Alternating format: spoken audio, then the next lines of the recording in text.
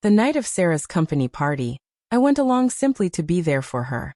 She had been eagerly anticipating it for weeks, talking about how important it was for networking with executives and colleagues from her marketing firm. I didn't know most of them, and frankly, that suited me fine.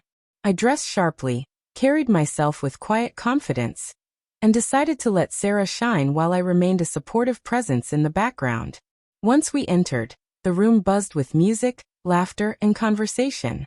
Sarah introduced me to a few people, all polite and exchanging the usual small talk. Then I met Daniel, tall, arrogant, and wearing that smirk people use when they assume the world is theirs. He shook my hand in a grip that felt more like a challenge than a greeting. "So, you're Sarah's husband?" he asked, sizing me up in a way that made me feel like an intruder.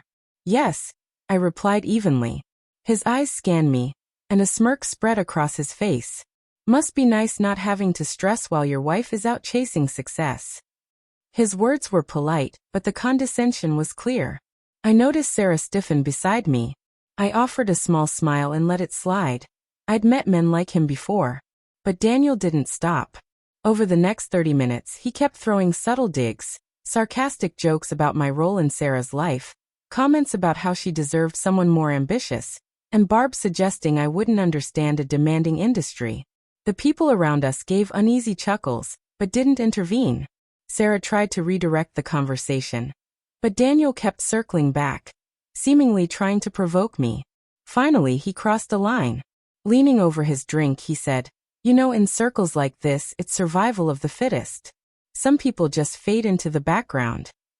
His tone carried a challenge, and he shot Sarah a look as if daring her to pick sides. I calmly placed my glass on the table and met his stare.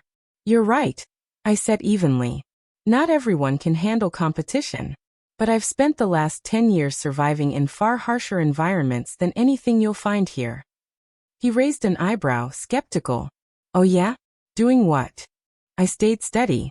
"Special forces for 10 years, multiple overseas deployments. After that, I moved into private security for high-profile clients. My work has always been about staying ahead of people whose only goal was to take me out. So, forgive me if I'm not concerned about office politics." The smirk vanished from his face, and the energy in the room shifted. Silence followed until someone awkwardly laughed. Daniel muttered a dismissive, "Just kidding," and turned his attention to his glass. Under the table, Sarah squeezed my hand. A silent thank you for keeping her composed until the right moment. For the rest of the night, Daniel kept his distance. When we did cross paths, his tone was careful, almost respectful. Other guests grew curious about my background, but I gave vague answers. I wasn't there to impress anyone, just to make one man understand that appearances can be deceiving. On the way to the car, Sarah chuckled softly. "You didn't have to tell him all of that." I grinned. I didn't. Just enough. Driving home, I reflected on how often people misjudge others by what they see on the surface. Daniel had assumed I was ordinary, never expecting that the quietest person in the room could also be the most formidable. That night he learned a lesson. Later, Sarah told me.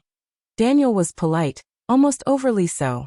At future events, he gave me space and never made another jab. I bear no grudge, but I doubt he'll ever forget realizing he had no idea who I really